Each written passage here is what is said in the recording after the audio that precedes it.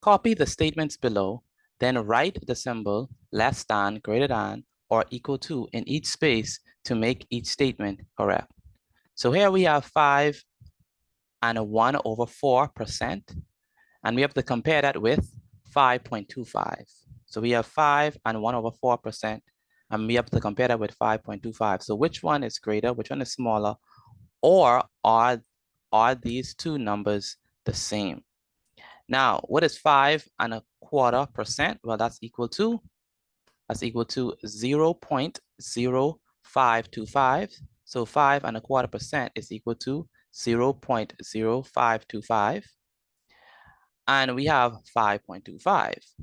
So clearly, notice that this decimal is definitely bigger than this decimal, because if we compare these two decimals, we look here, this first digit, the digit that is in the ones place is 0, and the digit that is in the ones place is 5.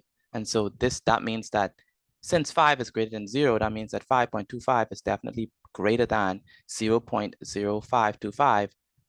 And that means that 525 is greater than 5.25%. Next, we have these two decimals. We have 17.04099, and we have 17.04909. So in order to do this, in order to compare these decimals, you have to compare each particular place, all right? Or you have to compare each digit along with the particular place that they're in. Okay, so you have to compare each digit along with the particular place that they're in.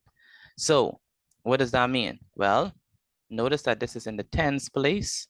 So we compare this number that's in the tens place with this number that's in the tens place, and they are equal. So 1 and 1, so okay, so they're equal. So we can't say which number is bigger yet.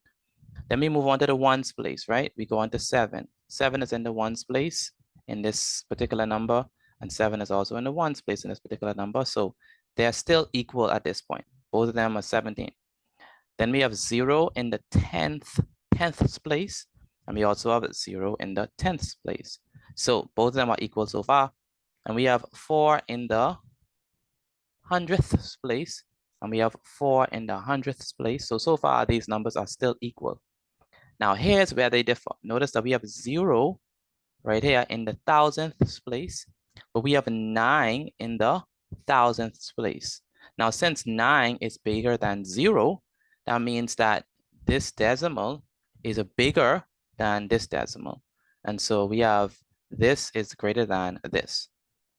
Next, we have these two fractions. We have 18/39, and we have to compare that with 6/13.